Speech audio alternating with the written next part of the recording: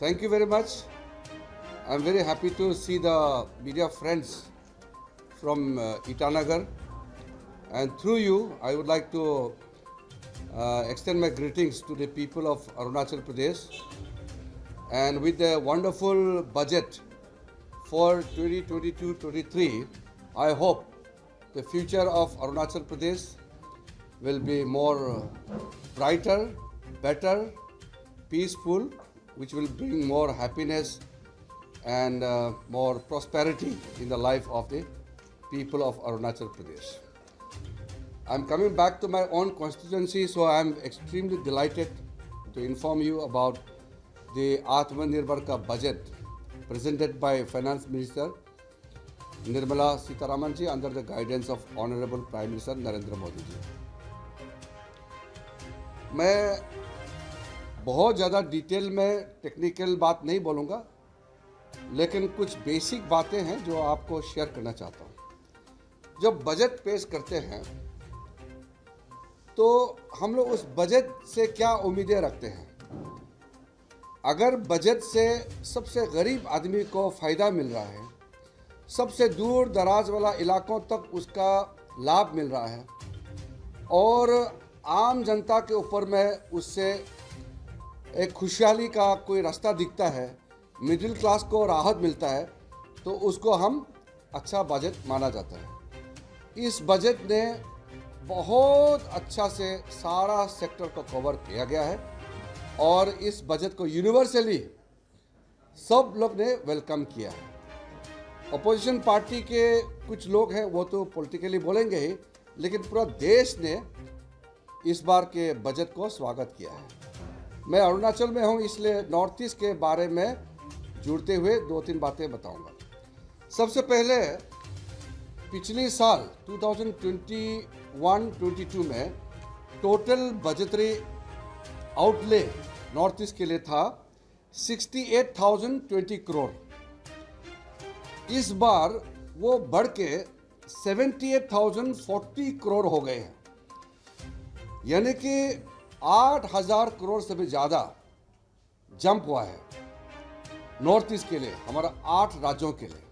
इतिहास में इतना बड़ा बजटरी जंप, इतना ज़्यादा एलोकेशन में बढ़ोतरी कभी देखने को नहीं मिला है। तो मैं आदरणीय प्रधानमंत्री जी को और वित्त मंत्री निर्मला जी को अरुणाचल प्रदेश और पूरा नॉर्थ ईस्ट की ओर से अभिनंदन करना चाहता हूं, क्योंकि मैं यहाँ का लोकल एमपी भी हूँ, भारत सरकार में मंत्री है, लेकिन मैं यहाँ का एमपी होने के नाते मैं धन्यवाद देना चाहता हूँ। 6-7 कुछ मुद्दे हैं। मैं सबसे पहले पीएम गति शक्ति के बारे में बोलना चाहता हूँ। पीएम गति शक्ति जो है प्राइम मिनिस्टर का सबसे फोकस्ड अटेंशन वाला प्रोग्राम है। इस पीएम गति शक्ति में मेजर जो स्कीम पे जो टारगेट किया गया है वो road, railways, airports, ports, mass transport, waterways, logistic, infrastructure. तो इंफ्रास्ट्रक्चर के लिए, क्योंकि अरुणाचल बड़ा स्टेट है, छोटा पॉपुलेशन है, तो इंफ्रास्ट्रक्चर हमारे लिए बड़ा इशू होता है। तो जो पीएम गति शक्ति के माध्यम से जो फंड एलोकेशन हुआ है, इसके वजह से अरुणाचल प्रदेश का चाहे रेलवे हो, चाहे हाईवे हो, चाहे ब्रिजेस हो, जितना भी जो स्कीम ऑन गोइंग है या जो नया प्रपोज है, उसका फंडिंग में कोई कमी नहीं आएगा। इतना बजटरी प्रोविजन इस बार रखा गया है। इसके अलावा पर्वतमाला एक स्कीम चला है, जो नॉर्दर्न एरिया, जो हिमालयन एरिया और पहाड़ों में इसका लाभ मिलेगा। तो ये पर्वतमाला जो स्कीम है, इससे भी अरुणाचल को लाभ मिलने वाला है। उसके बाद आपको मैं वाइब्रेंट विलेज प्रोग्राम के बारे में बताना चाहता हूँ, क्योंकि हमारा जो चाइना बॉर्डर साइड में, भूटान बॉर्डर या म्यांमार बॉर्डर में कुछ गांव ऐसे हैं जो नॉर्मल जो स्कीम से ठीक से वहाँ तक नहीं पहुँच पाया।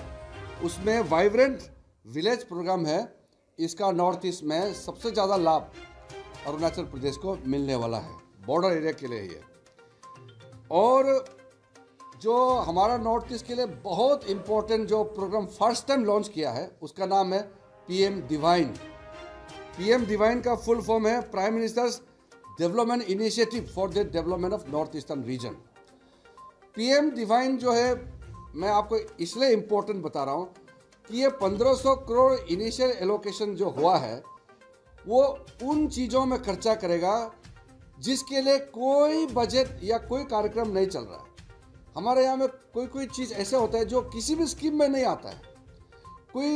कोई ऐसा लोकेशन है, कोई ऐसा समस्या आ गया जिसका फंडिंग भारत सरकार या स्टेट गवर्नमेंट का किसी भी प्रोग्राम में नहीं आता है। तो इस चीज़ को गैप फंडिंग के लिए पीएम डिवाइन प्रोग्राम के तहत 1500 करोड़ एस इनिशियल फंडिंग दिया है। वो नॉर्थ ईस्टर्न काउंसिल इम्प्लीमेंट करेंगे और बहुत जल्द मैं डोनर मंत्री के साथ में एक मीटिंग करूंगा और नॉर्थ ईस्ट के सारे मुख्यमंत्री से इसका कैसे है, इसका पैटर्न किस तरह से इसका इम्प्लीमेंटेशन होना चाहिए, इसके बारे में जिक्र करूंगा। उसके अलावा मैं मानता हूं कि जो हर घर में जो नल है और हर नल से जल और हाउसिंग फॉर ऑल के तहत मैं समझता हूं अरुणाचल प्रदेश में ज़्यादा से ज़्यादा गांव का जो घर है गरीबों का वो इस बजट के माध्यम से कंप्लीट कर सकते हैं। इसके अलावा मैं स्किप कर रहा हूँ, बहुत सारा पॉइंट है, मैं मेन आपको सिर्फ बताऊंगा। जो इस बार को जो जीएसटी कलेक्शन हुआ है वो रिकॉर्ड है, 1,40,000 करोड़ का इस बार ये जनवरी के महीने में जीएसटी कलेक्शन हुआ है। पेंडेमिक के चलते जो बिजनेस में कमी आए हैं और काफ़ी लोगों को तकलीफ़ें आए हैं, उसके वजह से जो डिफ़िकल्टीज फेस किया, उसके बावजूद भी रिकॉर्ड जीएसटी कलेक्शन ये शो करता है कि इकोनॉमी आगे बढ़ रहे हैं। तो इसके तहत जो डिवोल्यूशन ऑफ टैक्स है, अरुणाचल को जो भारत सरकार डिवोल्व करते हैं, टैक्स देते हैं, जो टैक्स को शेयर करते हैं, वो भारत में पर कैपिटा हाईएस्ट है। अरुणाचल प्रदेश को जितना पैसा सेंट्रल गवर्नमेंट डिवोल्व करता है as a share of state, वो हाईएस्ट है। और ये प्रधानमंत्री जी ने जो 14 फाइनेंस कमीशन का रिपोर्ट के मुताबिक जो कैलकुलेशन का मेथड को चेंज किया, उसके तहत अरुणाचल प्रदेश को सबसे ज़्यादा पैसा पर कैपिटा एलोकेशन हो रहा है। हर महीने आते हैं पैसा। अभी मुख्यमंत्री जी पेमा खांडू जी दिल्ली आए थे और डिप्टी सीएम और फाइनेंस मिनिस्टर साथ में थे, चौनामेन जी। तो हम लोग मिल करके फाइनेंस मिनिस्टर निर्मला जी को धन्यवाद दिया कि जो सेंट्रल से डिवॉल्व होता है वो पैसा लगातार आ रहे हैं और इससे अरुणाचल का विकास होने में बहुत मदद मिल रहा है। इसके अलावा बहुत सारा पॉइंट्स है, लेकिन मैं ज़्यादा स्ट्रेस नहीं करूँगा कि बजट डॉक्यूमेंट को आप लोग को ज़रूरत होगा तो मैं दे दूँगा, या आप लोग ने भी बजट देखा है तो याद होगा। अरुणाचल प्रदेश का जो सबसे आज के दिन में कुछ इंफ्रास्ट्रक्चर को लेकर के मुद्दा है, मैं कहना चाहता हूँ। एक है रोड, इलेक्ट्रिफिकेशन, टेलीकॉम कनेक्टिविटी और कुछ बुनियादी सुविधाएं हमारे लिए अभी भी समस्या है। इस बजट में टेलीकॉम के लिए जो स्पेशल पैसा रखा है और कैबिनेट ने जो मंजूरी दिया था, उसके तहत कई सारे एरिया में आइडेंटिफाई कर दिया है। और इसी साल 2022-23 के अंदर में जहां केबल लेइंग का जो काम नहीं चल पा रहा है, उसमें टावर इरेक्ट करेंगे और टावर के माध्यम से 4G का नेटवर्क पहुंचाने का इस साल शुरू करेंगे, ताकि पूरे अरुणाचल में लोगों को 4G का नेटवर्क मिल जाए। ये बड़ा फैसला हुआ है और मैं टेलीकॉम मंत्री के साथ में भी फिर अभी बजट सेशन ख़त्म होते मैं आना चाहता हूँ इसको रिव्यू करने के लिए। और कुछ रोड्स का प्रोग्राम है, जो दूर दराज में कुछ गांव है अभी भी रोड प्रोग्राम नहीं पहुंच पाया, जो PMGSY में कनेक्ट नहीं हो पा रहे हैं। इसको मैं स्टेट गवर्नमेंट को रिक्वेस्ट करके जो नॉर्मल रोड को डिस्ट्रिक्ट का प्रायोरिटी रोड में कन्वर्ट करके जहां जहां रोड नहीं है उसके लिए भी जो बजटरी प्रोविजन इस बार रखा है, उसके तहत गांव तक हम लोगों को रोड पहुंचाने का कार्यक्रम को और स्पीड बढ़ाएंगे। उसके बाद इलेक्ट्रिसिटी ट्रांसमिशन के लिए जो मैसिव फंड एलोकेशन हुआ है, उस फंड एलोकेशन के तहत मैं मानता हूं कि जो हर घर में बिजली पहुंचाने का प्रधानमंत्री जी का कार्यक्रम है, उसको अरुणाचल में 2022-23 में जो बजटरी एलोकेशन हुआ है उसके तहत हम लगभग हर जगह कवर करने के लिए कोशिश करेंगे। और जहां ट्रांसमिशन कवर नहीं हो पा रहा है, मैं आपको जैसे बताया, जहां बहुत ही मुश्किल कोई ऐसा जगह है तो उसके लिए सोलर और बाकी व्यवस्था हम करने जा रहे हैं। इसी प्रकार से हम लोगों के लिए प्रधानमंत्री जी का जो सपोर्ट है वो लगातार मिल रहा है। और अरुणाचल जब स्टेट का भी बजट आएंगे तो काफ़ी डिटेल में उसमें चर्चा होगा। सेंटर से जो सपोर्ट मिल रहा है, आज के दिन में अरुणाचल तेज़ी से आगे बढ़ रहे हैं। सिर्फ बॉटलनेक इंफ्रास्ट्रक्चर का कुछ प्रॉब्लम्स था, उसको जैसे मैंने बताया, उसको हम लोग जितना जल्दी हो सके बॉटलनेक को ब्रेक करके पब्लिक का सपोर्ट से, पब्लिक का समर्थन से, जब अरुणाचल में इंफ्रास्ट्रक्चर खड़ा हो जाएगा तो Arunachal will become one of the most progressive state of India.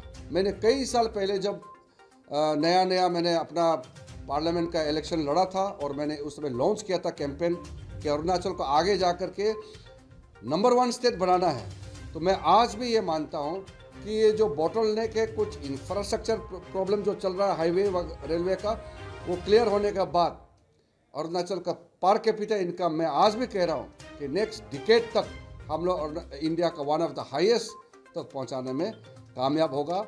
और नरेंद्र मोदी जी के नेतृत्व में जो समर्थन मिल रहा है उससे मुझे पूरा उम्मीद है कि हम अपना सपना पूरा कर पाएंगे। और हमारे राज्य के मुख्यमंत्री पेमा खांडू जी, उनके टीम और हमारा स्टेट के प्रेसिडेंट बियोराम वाघे जी, सब बहुत अच्छा तालमेल करके जो सेंट्रल से पैसा आ रहा है अच्छा से इस्तेमाल करने का कोशिश कर रहे हैं। उसमें जनता का सपोर्ट भी मिल रहे हैं और तालमेल करके हम टीम अरुणाचल होकर के हम आगे बढ़ेंगे।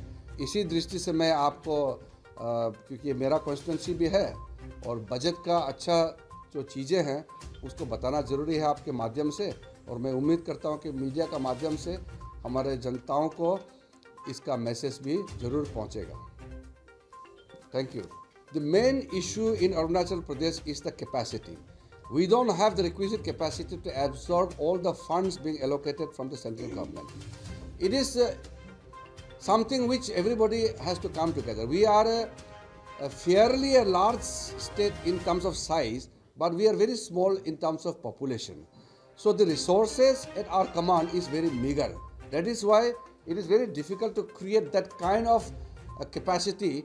Yet it is a challenge, but we can do it. People's cooperation is absolutely necessary, like the Trans-Arunachal Highway, which is pending due to compensation and land issues. If we get the requisite support from the administration, from the people, from the all the stakeholders, then why the project which was sanctioned in 2012, why should it take so much time? So it is a crime to delay a project beyond its stipulated period. That is why I have said, if we have the requisite capacity, we can definitely implement at a very faster pace. So once you break the bottleneck, like the critical infrastructure which are still pending, if we break through those bottlenecks, then we will see the real pace of development. That is why critical infrastructure, that is why I have stressed on those issues, that once this is taken care of, then Arunachal will lift itself to a next stage of development. That means we will go to more or into the tertiary sector. We will go to the next phase of development where the income of the people will rise faster. ऐसा है, कुछ चीज़ें बहुत sensitive होता है और कुछ चीज़ें हम लोग अकेला हैंडल नहीं कर सकते हैं। ये जो आप कह रहे हैं वो भी मेरे पास में ये मैटर आए थे। ये जो चाइना इंडिया बॉर्डर का जो मामला है, ये बहुत सेंसिटिव भी है और बहुत पुराने हैं, क्योंकि बाउंड्री बनाया नहीं है।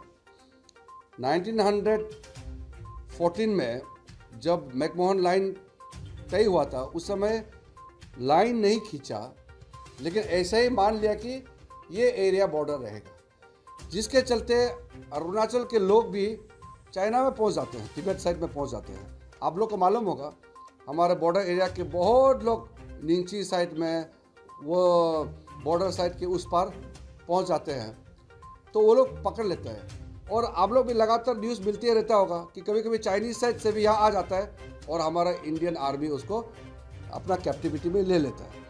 तो उल्लूक का आदमी जब यहाँ आता है, भटकता है या किसी कारण से पहुँचते हैं, तो तुरंत हम लोग अपना उसको कस्टडी में लेने के बाद फिर बातचीत होकर के उसका रिलीज़ करने का एक प्रक्रिया होता है। उसी प्रकार से अरुणाचल के भी कभी कभी उस तरफ चले जाते हैं या बॉर्डर एरिया में जब क्लैश होता है तो उसमें कुछ घटना होते हैं, तो उसको रिजॉल्व करने का प्रक्रिया है, सिस्टम बनाया हुआ है। जैसे आपने नाम बताया, तो हम लोग यहाँ से इंडियन आर्मी क्या कर सकते हैं, उसको चाइना साइड को पूछते हैं कि ऐसा आदमी मिला क्या, तो वो रेस्पॉन्ड नहीं करने से हम लोगों के लिए मुश्किल होता है। वो रेस्पॉन्ड करने से फिर पता चलता है कि क्या होता है। जैसे अभी हमारा एक लड़का जो चाइनीज़ कब्जे में चले गए थे, तो मैटर आते ही मैंने तुरंत इंडियन आर्मी चीफ से बात हुआ और लगातार संपर्क किया। मुझे कोई लोगों ने बताया कि किरण रिजिजू हम लोग का सीनियर एमपी है, मिनिस्टर है, उसको क्यों नहीं लेके आ सकता है। तो मैं, ये तो सेंसिटिव है ना, ये तो कोई क्रिकेट गेम नहीं ना जो कमेंट्री देते रहेगा, मैंने अभी वहाँ बात किया, अभी ये किया, वो क्या।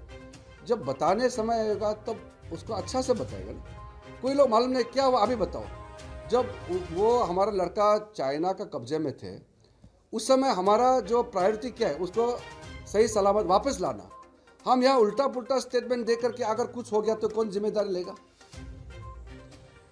कुछ चीज़ें हैं, बोलने से पहले सोचना चाहिए।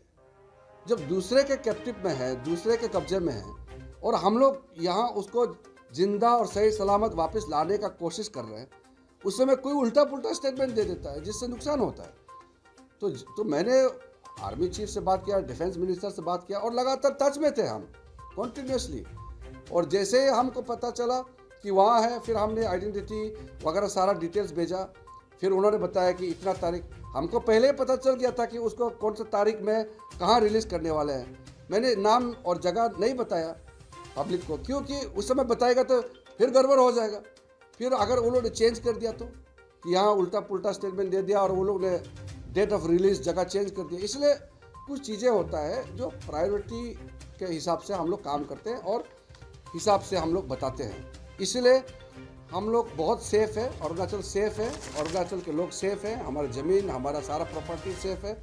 जो बॉर्डर डिस्प्यूट है, बॉर्डर का जो डिलिनेशन नहीं हुआ है, वो हिस्टोरिकल प्रॉब्लम है, लेकिन हम लोग अपना टेरिटरी को पूरा सेफ गार्ड करने में सक्षम है। और जो आपने नाम बताया, हम लोग फिर से पूछेंगे, फिर से पीछा करेंगे, और जितना कोशिश हमको करना चाहिए हम करते रहेंगे। मैंने पूरा डिटेल इसलिए नहीं बताया कि टाइम कम है।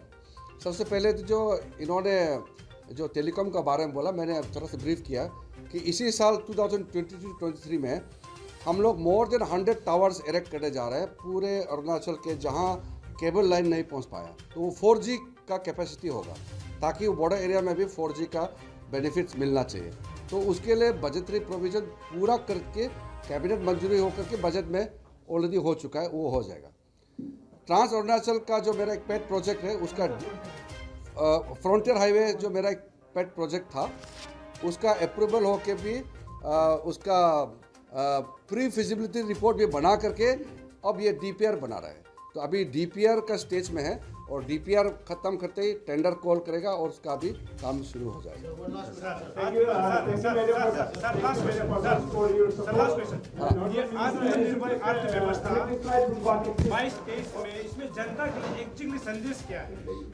आत्मनिर्भर भारत का मतलब क्या है कि हम अपने पैरों पर खड़ा होना है, विदेश से डिपेंडेंसी कम करना है।